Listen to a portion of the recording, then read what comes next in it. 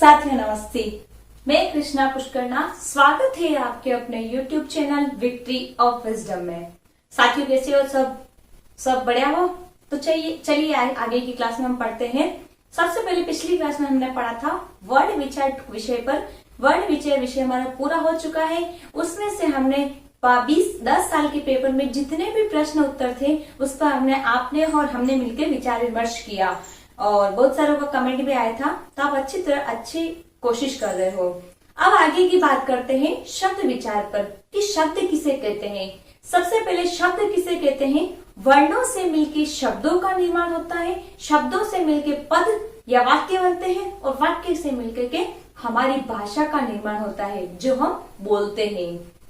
यहाँ तक आया समझ में?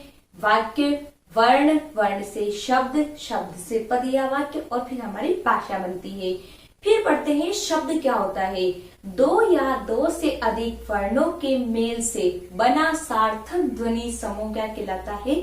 शब्द कहलाता है। आया समझ में यहाँ तक? शब्द क्या होता है? वर्ण जो होता है भाषा की सबसे छोटी इकाई वर्ण होती है और शब्द क्या होता है? यहाँ तक समझ में आया आपको? फिर बात करते हैं शब्दों के प्रकार के बारे में। शब्दों के प्रकार में पहला पढ़ा था हमने उत्पत्ति के आधार पर। उत्पत्ति के आधार पर हमने 5 प्रकार के पढ़े थे। पहला पढ़ा था तत्सम। संस्कृत के शब्द होते हैं जो ज्यों की त्यों लिखे जाते हैं। जैसे अपन बात करते हैं आम। आम खाया आपने? आम का पौधा होता है, उसको संस्कृत में कहते हैं आम्र। उसके बाद कर्ण जो होता है, ये कान, उसको कहते हैं कर्ण। जीहा, जीभ को कहते हैं जीहा। तो संस्कृत के जो शब्द होते हैं वो तत्सम कहलाते हैं। हिंदी के जो शब्द होते हैं वो तद्भव कहलाते हैं। यहाँ तक कोई दिक्कत नहीं। तो आगे बढ़ते हैं। देश शब्द जो अपने देश में अपनी जनता के द्वारा गढ़ लिए जाते हैं। जैसे अपन ने पढ़ा था उटपटांग, लोठा, खुरपा, ये सब अपन बना देते हैं शब्द। ये हिंदी के कोई शब्द नहीं है, तो ये कहलाते हैं देशी शब्द।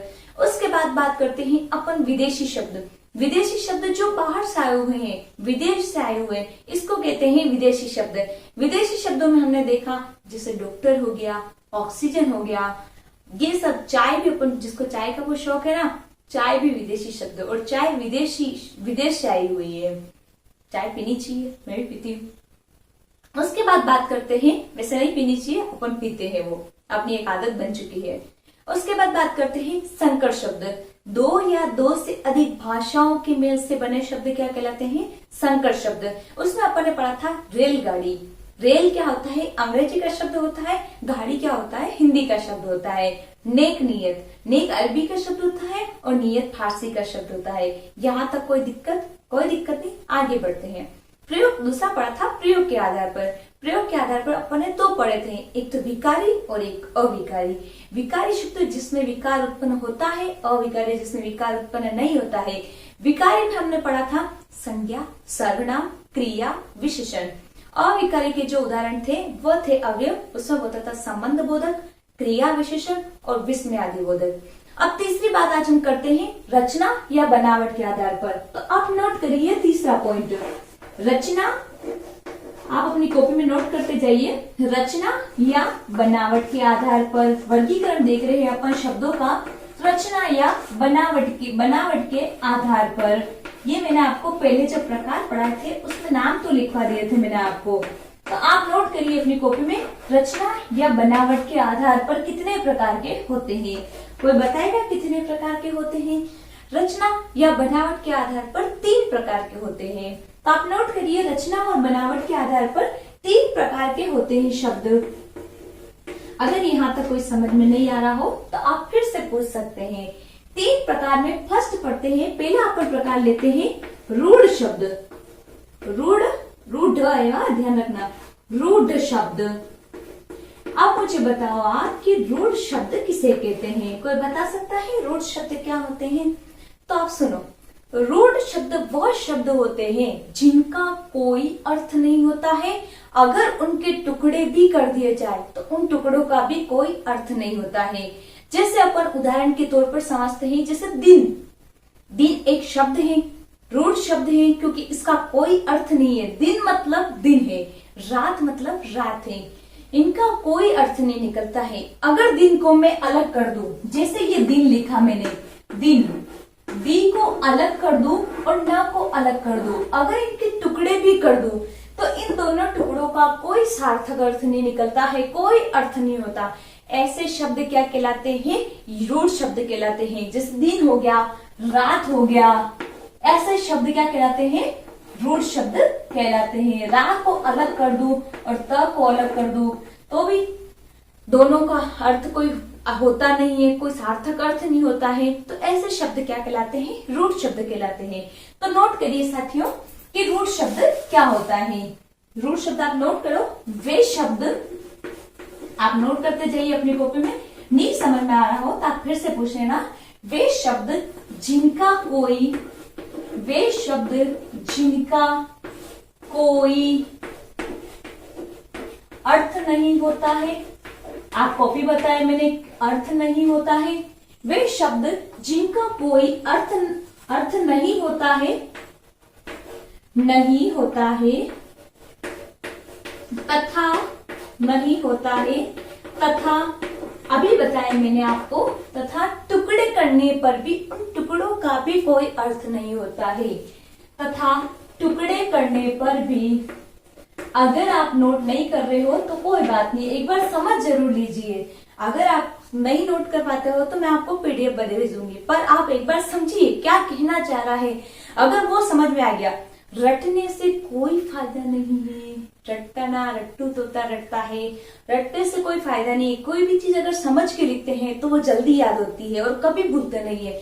तो नोट करिए आप, वे शब्द जिनका कोई सार्थक अर्थ, जिनका कोई अर्थ नहीं होता है और टुकड़े करने पर भी, सॉरी यहाँ करने पर भी, टुकड़े करने पर भी, टुकड़े करने पर भी, आप नोट करते जाइए अपनी कॉपी में। टुकड़े करने पर भी टुकड़ों का भी कोई टुकड़ों का भी कोई अर्थ नहीं होता। टुकड़ों का भी, आप नोट करिए, टुकड़ों का भी कोई अर्थ नहीं होता। ऐसे शब्द क्या कहलाते हैं? रूढ़ शब्द कहलाते हैं। आए यहाँ तक समझ में कि नहीं आया? अगर नहीं आया हो तो आप मुझसे फिर से पूछ सकते हैं, मैं फिर से आपको बताऊंगी। कोई अर्थ नहीं होता है, ऐसे शब्द क्या कहलाते हैं? रूढ़ शब्द कहलाते हैं। आप नोट करते जाइए।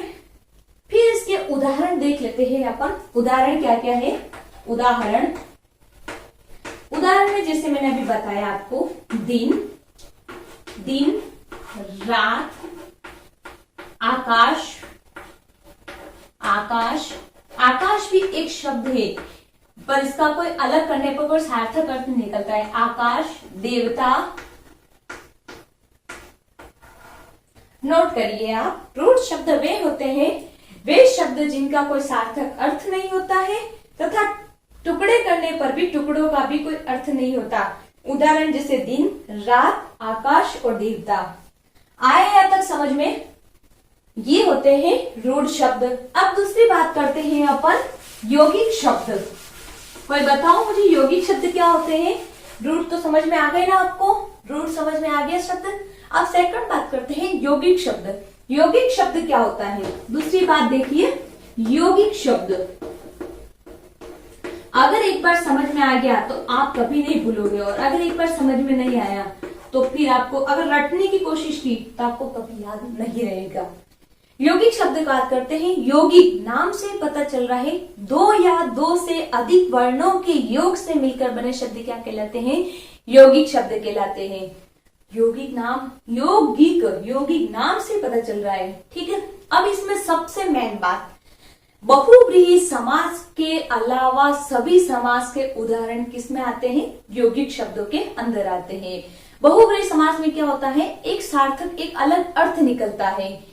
इसमें क्या, बाकी सब में अलग अर्थ नहीं निकलता है। वो जो वह शब्द होता है उसका तो एक अर्थ होता है पर अलग से अर्थ नहीं निकलता है। तो आप नोट करिए, दो या दो से अधिक वर्णों, दो या दो से अधिक, आप नोट करते जाइए। नहीं समझ में आ रहा हो तो पूछते जाइए। दो या दो से अधिक वर्णों के योग से बने शब्द, वर्णों के योग या मेल से भी कह सकते हैं, योग से बने शब्द क्या कहलाते हैं? दो या दो से अधिक वर्णों के योग से बने शब्द यौगिक शब्द कहलाते हैं। आप नोट करते जाइए अपनी कॉपी में, यौगिक शब्द कहलाते हैं। आप नोट करिए कॉपी में, यौगिक शब्द कहलाते हैं।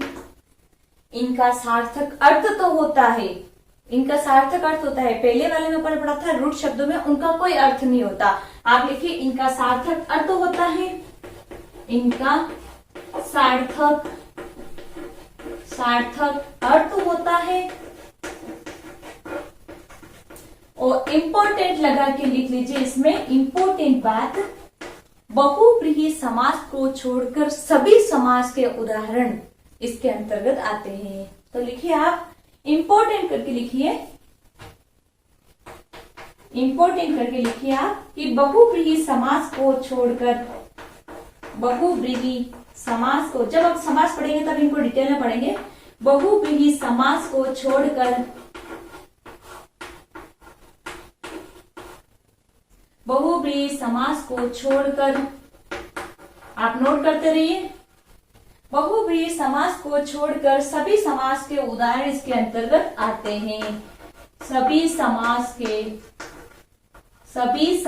के उदाहरण इसके अंतर्गत आते हैं। उदाहरण नीचे जगह नहीं, मैं ऊपर लिख देती हूँ, आप ध्यान रखना, नोट करते जाना। यौगिक शब्द यहां से मिटा दो। बहुव्रीहि समास के अलावा को छोड़कर सभी समास के उदाहरण इसके अंतर्गत आते हैं। यहाँ आप नोट करते, इसके नीचे लिख दूंगा, इसके अंतर्गत, इसके, चलो ऊपर ही लिख देती हूँ, ये लाइन वापस लिख देती हूँ। चलो छोड़ो, यहां तक समझ में आया। रूढ़ शब्द और यौगिक शब्द क्या होता है, आप उसमें इंपोर्टेंट कर लिख के लिखिए। यौगिक शब्द में बहुव्रीहि इंपोर्टेंट करके लिखना, क्योंकि ये यहां से क्वेश्चन बनेगा कि बहुव्रीहि समास के, बहुव्रीहि जब समास पढ़ेंगे तब मैं बताऊंगी बहुव्रीहि समास के, बहुव्रीहि समास के, बहुव्रीहि समास को छोड़कर, बहुव्रीहि समास को छोड़कर सभी समास के, बहुव्रीहि समास के अलावा और होते हैं कर्मधारय समास, अव्ययीभाव समास, तत्पुरुष समास, इन सब के उदाहरण किसमें आते हैं, यौगिक शब्द में। तो बहुव्रीहि समास को छोड़कर सभी समास के उदाहरण, सभी समास के उदाहरण इसी के अंतर्गत आते हैं, यौगिक शब्दों के अंतर्गत आते हैं, इसी के अंतर्गत। आप नोट करिए कॉपी में, अंतर्गत आते हैं। आप नोट करिए अपनी कॉपी में। बहुव्रीहि समास के उदाहरण इसमें नहीं आते हैं, बाकी सब समास के उदाहरण किसमें आते हैं, यौगिक शब्दों में। तो पहला पढ़ लिया था अपन ने रूढ़ शब्द, दूसरा पढ़ा था यौगिक। इसके एग्जाम्पल देख लेते हैं, जैसे राष्ट्रपति, राष्ट्र का पति, उसका राजमाता, राजा की माता। तीसरा कोई सार्थक अर्थ नहीं निकल रहा है। जैसे तीसरे अर्थ में बात करें, पीतांबर, पीला है अंबर, अर्थात विष्णु के लिए कह रहा है, तो तीसरा अर्थ निकल रहा है, वो होता है बहुव्रीहि समास। इसमें कोई तीसरा अर्थ नहीं निकलता है। राजमाता, राजा की माता, राष्ट्रपति, राष्ट्र का पति, ये सब इसके अंदर आते हैं। महर्षि, महान है ऋषि। तो आप नोट करिए, इसमें उदाहरण नोट करिए। उदाहरण अभी मैंने बताया, जैसे राजमाता, इसके अंदर उदाहरण लिखिए, राजमाता, महर्षि,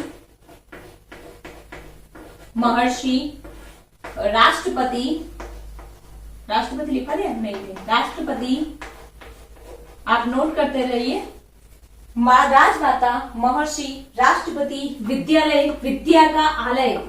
इसमें बहुव्रीहि समास, इसमें बहुव्रीहि समास नहीं है, तो किसका किसमें आएगा, यौगिक शब्द में। विद्यालय आया यहाँ तक समझ में। जैसे वो बात करते हैं प्रतिदिन, दिन दिन, जिसका अव्ययीभाव समास होता है, तो प्रतिदिन। तो ये सब किसके अंतर्गत आते हैं, यौगिक शब्दों में। तो यहाँ तक आया आपको समझ में। रूढ़ शब्द समझ में आ गए जिनका कोई अर्थ नहीं होता, और यौगिक शब्द जिनका अर्थ तो होता है, पर बहुव्रीहि समास के अलावा जो भी समास का उदाहरण है वो किसमें आते हैं, यौगिक शब्दों में।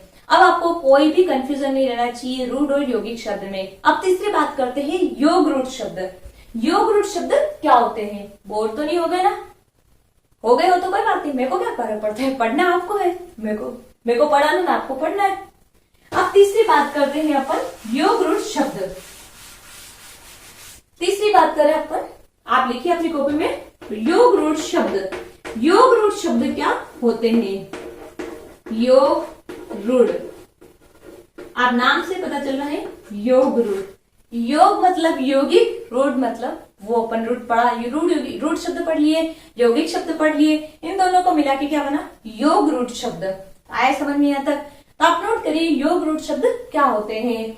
ऐसे शब्द जिनका तीसरा कोई सार्थक अर्थ निकलता है, जिनका तीसरा अर्थ निकल रहा है, जैसे मैंने बताया पीताम्बर, गजानन गणेश जी के लिए कहा गया है, दशानन रावण के लिए, दशयानन जिसके अर्थात रावण, जिसका कोई तीसरा सार्थक अर्थ निकलता हो। लिखिए आप योग रूढ़ शब्द में ऐसे शब्द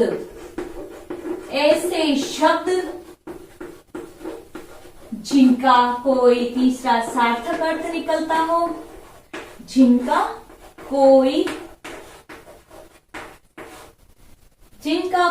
तीसरा सार्थक अर्थ निकलता हो। तीसरा सार्थक, अगर नहीं समझ में आ रहा हो तो मुझे बता देना। तीसरा सार्थक अर्थ निकलता हो एंड वेरी इंपॉर्टेंट, सार्थक अर्थ निकलता हो। और सबसे इंपॉर्टेंट बात, बहुव्रीहि समास के सारे उदाहरण योग रूढ़ शब्द कहलाते हैं। कौन से? बहुव्रीहि समास, खाली एक बहुव्रीहि समास। तो ये याद रहना चाहिए यौगिक में कौन से आते हैं और योग रूढ़ में कौन से आते हैं। यह आपको कोई, इसमें कोई दिक्कत नहीं होनी चाहिए मेरे हिसाब से। फिर भी अगर आपको कोई दिक्कत हो तो आप मुझे कमेंट बॉक्स में बताइए, मैं आपकी दिक्कत को फिर से सोल्व करूंगी। तो आइए बात करते हैं, इंपॉर्टेंट बात लिखते हैं इसमें। इंपॉर्टेंट बात क्या है कि बहुव्रीहि समास के सादे उदाहरण, बहुव्रीहि समास के सारे उदाहरण कौन से शब्द कहलाते हैं? सारे उदाहरण योग रूढ़।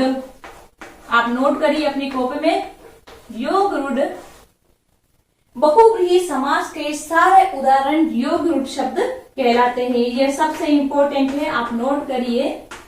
क्वेश्चन जो बनेगा वो इनमें से कंफ्यूजन वाला यही बनेगा कि कौन सा उदाहरण रूढ़ शब्द है, कौन सा यौगिक है और कौन सा योग रूढ़ शब्द है। तो आपको यहाँ तक समझ में कि ऐसे शब्द जिनका कोई तीसरा सार्थक अर्थ निकलता हो, बहुव्रीहि समास के सार्थक अर्थ निकलता हो, ऐसे शब्द योग रूढ़ शब्द कहलाते हैं। और इसमें इंपॉर्टेंट बात यह है कि बहुव्रीहि समास के सारे उदाहरण योग रूढ़ शब्द कहलाते हैं। अब जैसे उदाहरण की बात करें कि इसमें उदाहरण क्या रहते हैं योग रूढ़ शब्द में, तो आइए देखते हैं अपन। उदाहरण की बात करें योग रूढ़ शब्दों में, उदाहरण आप नोट करिए अपनी कॉपी में। उदाहरण से जल्दी याद होता है। अगर उदाहरण से समझ लिया, अगर उदाहरण आपको समझ में आ गया तो आप कभी नहीं भूलोगे। अगर रटने की कोशिश की तो आप परीक्षा तक याद नहीं, अभी तो याद हो जाएगा आपको, तो परीक्षा तक याद नहीं रख पाओगे। तो इसलिए रटो मत, किसी भी चीज को समझो कि क्या कहना चाह रहा है ये। तो इसमें उदाहरण, और सबसे मेन उदाहरण को समझ लो, क्योंकि उदाहरण समझ में आएगा तो आपको पूरा समझ में आ जाएगा। तो अपन उदाहरण की बात करते हैं, जैसे पीताम्बर। पीताम्बर किसके लिए कहा गया है? विष्णु के लिए। पीताम्बर, पीला है अंबर, अर्थात विष्णु के लिए पीते, जिसका पीताम्बर किसके लिए? विष्णु के लिए कहा गया है। उसके बाद बात करते हैं गजानन। गजानन, दशानन रावण के लिए कहा गया है। दशयानन जिसके अर्थात रावण के लिए कहा गया है। तो ये आगे जब अपन समास पढ़ेंगे तब मैं आपको बहुत अच्छे से पढ़ाऊंगी। अभी अपन यहाँ देख लेते हैं पीताम्बर, गजानन, दशानन, षडानन, 6 है आनंद जिसके, षडानन। ये सब अपन जब समास पढ़ेंगे तब आराम से इनको देख लेंगे। तो अभी तक हमने पढ़ लिया था कि रचना या बनावट के आधार पर 3 प्रकार के होते हैं, रूढ़ शब्द, यौगिक शब्द और योग रूढ़ शब्द। रूढ़ शब्दों की बात करते हैं तो रूढ़ शब्द जिनका कोई सार्थक अर्थ नहीं होता है, उनके टुकड़े कर दे तो भी कोई अर्थ नहीं होता, ये कहलाते हैं रूढ़। यौगिक बहुब्रीहि समास को छोड़कर सारे उदाहरण यौगिक और बहुब्रीहि समास के उदाहरण क्या कहलाते हैं? योग रूढ़ शब्द। यहाँ तक समझ में आया? ये पढ़ लिया था रचना या बनावट के आधार पर। और अब सबसे अंतिम पढ़ेंगे अर्थ के आधार पर। अर्थ के आधार पर शब्द कितने प्रकार के होते हैं? तो आप नोट करिए, चौथा पॉइंट है अर्थ के आधार पर। अंतिम में अपना ये चौथा है अर्थ के आधार पर। शब्द का विचार यहाँ कंप्लीट हो जाएगा अपना अर्थ के आधार पर पढ़ने के बाद। तो नोट करो, चौथा है अर्थ के आधार पर। ये मैंने आपको बताया था अर्थ के आधार पर कितने प्रकार का होता है। अर्थ के आधार पर ये आपको मैंने पढ़ाया था, अर्थ के आधार पर 8 प्रकार के होते हैं। आप नोट करिए, अर्थ के आधार पर शब्द जो होते हैं वो 8 प्रकार के होते हैं। अब देखते हैं कौन कौन से होते हैं। आपको कुछ याद है? दिमाग में आया कुछ? मैंने बताया था जब अर्थ के आधार पर, तो आप नोट करिए। पहला होता है एकार्थी शब्द। एकार्थी शब्द, ऐसे शब्द। एकार्थी शब्द क्या होता है? नाम से पता चल रहा है ऐसे शब्द जिनका एक अर्थ होता है। जैसे अपन ने पढ़ा था, रूढ़ शब्द में पढ़ा था कि एक ही अर्थ होता है, कोई अर्थ नहीं निकलता उनका। ऐसे शब्द क्या कहलाते हैं? एकार्थी। एक अर्थ वाले शब्द लिखो, आप नोट करो। एक अर्थ वाले शब्द क्या कहलाते हैं? एकार्थी शब्द। एक अर्थ वाले शब्द क्या कहलाते हैं? एकार्थी शब्द कहलाते हैं। आप नोट करिए अपनी कॉपी में, एक अर्थ वाले शब्द एकार्थी शब्द कहलाते हैं। आया यहाँ तक समझ में? अपन अर्थ के आधार पर बात कर रहे थे। पहला पढ़ रहे थे अपन एकार्थी शब्द।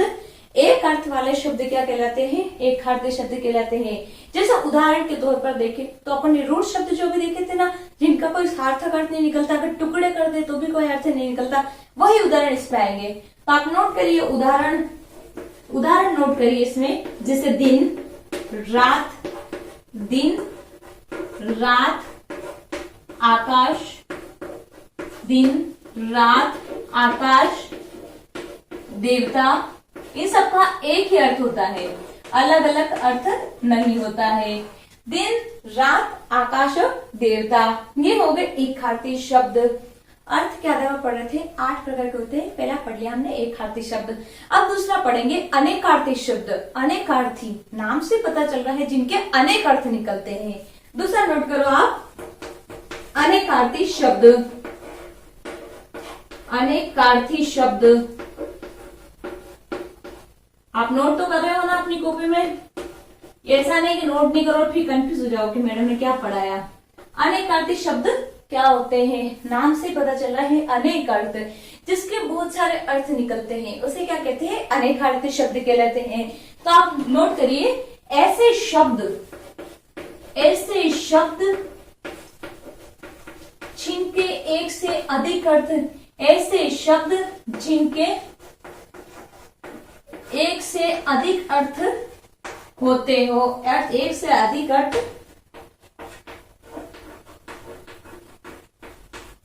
होते हो, ऐसे शब्द क्या कहलाते हैं?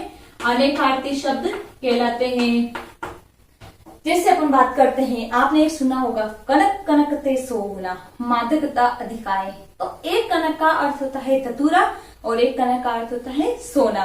तो ऐसे शब्द दिखने में तो सेम है पर अर्थ क्या है? अलग अलग है। तो अपन लिखते हैं, जैसे एक सारंग ने सारंग कहो, सारंग शब्द का अर्थ भी एक में बहुला होता है और एक में अलग होता है।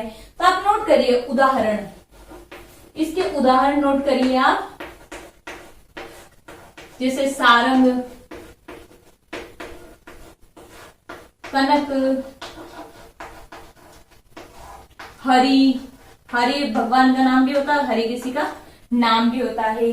तो एक से अधिक अनेक अर्थ वाले क्या कहलाते हैं? अनेकार्थी शब्द कहलाते हैं। जैसे मैंने बताया सारंग, कनक, ये सब इसके किसके उदाहरण है? अनेकार्थी शब्दों के।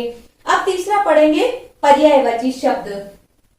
पर्यायवाची, ये आपने पढ़ रखा है, पर्यायवाची शब्द पढ़ेंगे। 2 तो कंप्लीट हो गए, 2 में कोई दिक्कत आपको? एकार्थी और अनेकार्थी। तीसरा पढ़ेंगे अपन पर्यायवाची शब्द, जिसको अपन कह सकते हैं समानार्थी शब्द। समान अर्थों वाले शब्द क्या कहलाते हैं? समानार्थी शब्द कहते हैं या पर्यायवाची भी कहते हैं। तो आप लिखिए पर्यायवाची शब्द। पर्यायवाची शब्द। आ रहा है यहाँ तक समझ में आपको? शब्द के अर्थ के आधार पर अपन पढ़ रहे थे, नोट करिए। एक ही शब्द के आप नोट करिए अपनी कॉपी में, पर्यायवाची तक शुरू से पढ़ते आ रहे हो।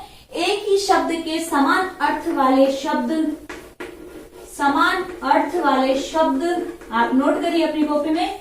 एक ही शब्द के समान अर्थ वाले शब्द क्या कहते हैं? समानार्थी भी कह सकते हैं इनको, और या पर्यायवाची भी कह सकते हैं अपन। समानार्थी या पर्यायवाची शब्द कहते हैं। यहां तक आया समझ में आपको? समानार्थी या पर्यायवाची शब्द कहते हैं। आ रहा है यहाँ तक समझ में आपको? पर्यायवाची शब्द तो आप शुरू से पढ़ते आ रहे हो कि किसी का सूर्य का पर्यायवाची पूछ रहे तो कौन कौन से होते हैं। सूर्य की बात करें तो अपन भानु, रवि, भास्कर, ये सभी किसके होते हैं? सूर्य के पर्यायवाची होते हैं। तो उदाहरण लिख लीजिए आप, सूर्य का ही लिख लीजिए उदाहरण की बात करें तो सूर्य के कौन कौन से होते हैं? सूर्य के होता है भानु, रवि, आप नोट करिए क्योंकि भानु, रवि, भास्कर, ये सब किसके होते हैं? सूर्य के। भास्कर और दिनेश।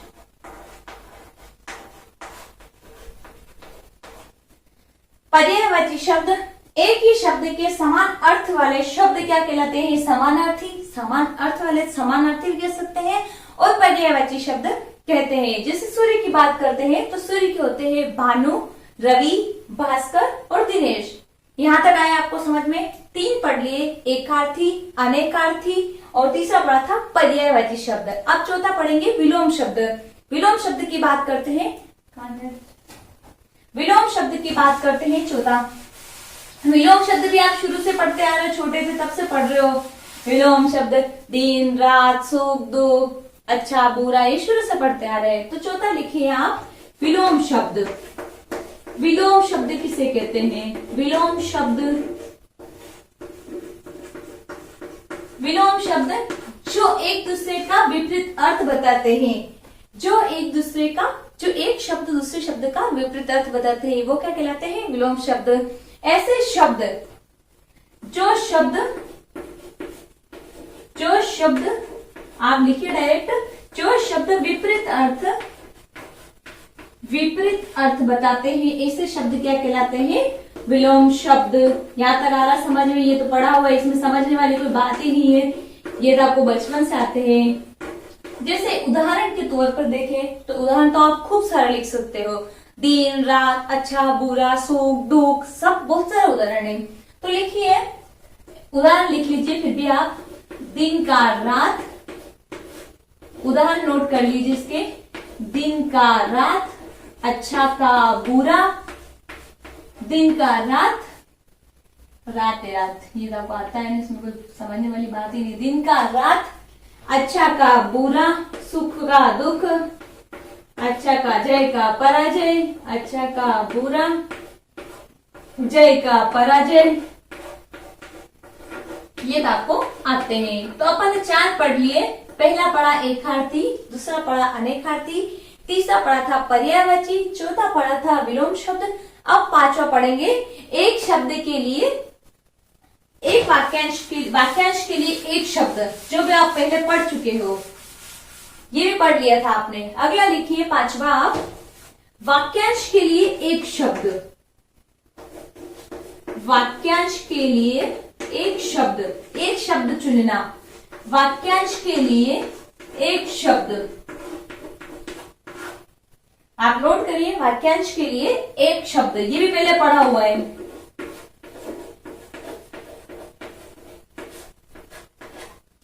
वाक्यांश के लिए एक शब्द पढ़ा आपने, जिसके माता पिता न हो। एक शब्द में लिखना है, क्या लिखेंगे अपन? अनाथ। जिसका कोई शत्रु न हो, अजात शत्रु। जिसका कोई शत्रु न हो, अजात शत्रु। जिसके माता पिता न हो, क्या कहलाता है? अनाथ। तो इसका एक उदाहरण लिख दीजिए आप, जिसके माता पिता न हो, अनाथ। उदाहरण आप जिसको आपको जो जो उदाहरण आते हो आप लिख सकते हो। तो जिसके कोई माता पिता न हो, जिसके माता पिता नहीं हो, अनाथ। माता पिता नहीं हो उसे क्या कहते हैं अपन, नहीं हो उसे कहते हैं अनाथ। आप नोट कर लीजिए, पहला पढ़ा था आपने एकार्थी शब्द, दूसरा पढ़ा था अनेकार्थी शब्द, तीसरा पढ़ा था पर्यायवाची शब्द, चौथा पढ़ा था विलोम शब्द, पांचवा पढ़ा था अपन ये वाक्यांश के लिए एक शब्द। अब छठा पढ़ेंगे अपन युग्म शब्द। युग्म शब्द आप नोट कर लिया, मिटा दो मैं। छठा पढ़ेंगे अपन, कुल कितने हैं 8, 5 पढ़ लिए, अब छठा पढ़ रहे हैं अपन युग्म शब्द। अब ये कंफ्यूज वाला होगा, युग्म शब्द क्या होता है। युग्म शब्द में अपन उच्चारण करते हैं तो बिल्कुल सेम लगते हैं, पर दो शब्द जो होते हैं जिनका उच्चारण बिल्कुल सेम लगता है पर उन दोनों का अर्थ बिल्कुल अलग अलग होता है। ऐसे शब्द क्या कहलाते हैं, युग्म शब्द कहलाते हैं। जैसे अपन बात करते हैं अनल और अनिल। अनल का अर्थ होता है आग और अनिल का अर्थ होता है हवा। तो आप नोट करिए कि ऐसे शब्द जिनका उच्चारण, आप नोट करिए अपनी कॉपी में, ऐसे शब्द जिनका उच्चारण, आप कॉपी में नोट करिए, नहीं समझ में आ रहा तो मुझे पूछिए। ऐसे शब्द जिनका उच्चारण समान होता है, समान होता है, परंतु उनका अर्थ क्या होता है, अलग अलग, उनका अर्थ अलग अलग होता है।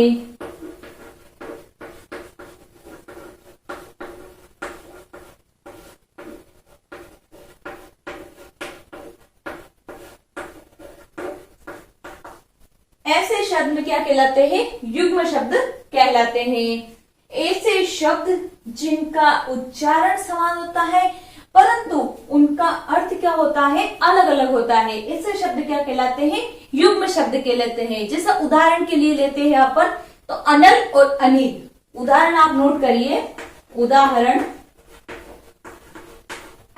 दोनों का अर्थ क्या होता है, अनल और अनिल, अनल और अनिल। आप अपनी कॉपी में नोट करिए, अनल का अर्थ होता है आग, अनल का अर्थ क्या होता है, आग, आग। और अनिल का जो अर्थ होता है, अनिल का अर्थ होता है हवा। मतलब उच्चारण तो दोनों सेम हो रहा है परंतु दोनों अर्थ क्या होते हैं, अलग अलग होते हैं। ये क्या कहलाते हैं, युग्म शब्द। ये आया समझ में, युग्म शब्द क्या होते, कौन सा होते हैं, आगे आया तक। अब अगली बात करते हैं अपन, 7वां नंबर है समूहवाची शब्द। समूहवाची शब्द कौन से होते हैं, वह शब्द जो किसी समूह का बोध कराते हैं, ऐसे शब्द क्या कहलाते हैं, समूहवाची शब्द कहलाते हैं। तो नोट करिए आप अपनी कॉपी में, 7वां है समूहवाची शब्द। क्या कहलाते हैं समूहवाची शब्द, लिखिए आप अपनी कॉपी में, समूहवाची शब्द वे शब्द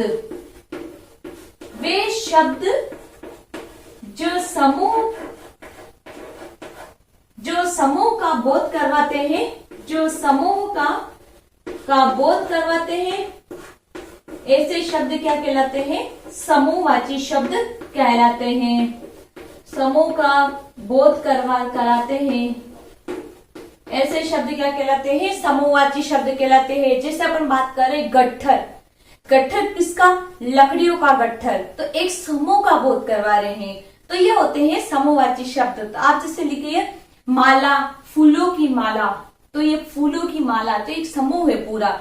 गुच्छा, किसका गुच्छा, चाबियों का गुच्छा, तो चाबियों का गुच्छा मिलकर के समूह का बोध करवा रहे हैं। आप नोट करिए उदाहरण इसके,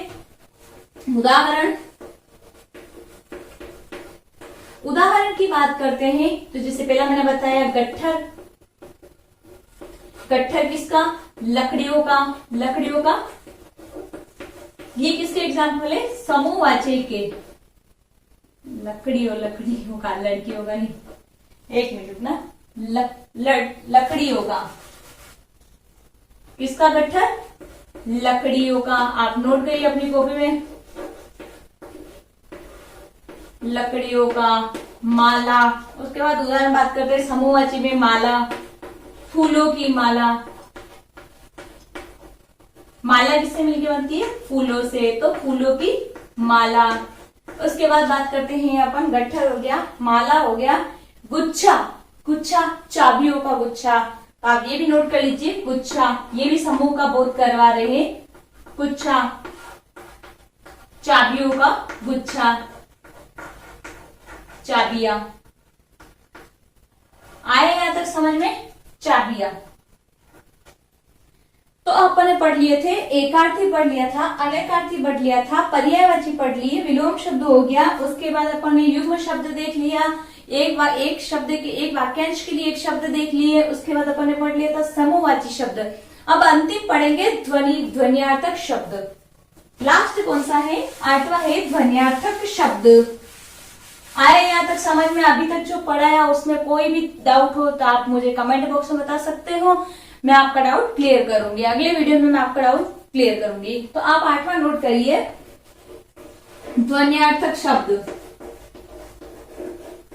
ध्वन्यार्थक, नाम से देखो, ध्वन्यार्थक, ध्वनि का अर्थ, जिसका ऐसे शब्द जिनका अर्थ ध्वनि पर निर्भर करता है, या ध्वनि, आप नोट करिए ध्वन्यार्थक शब्द।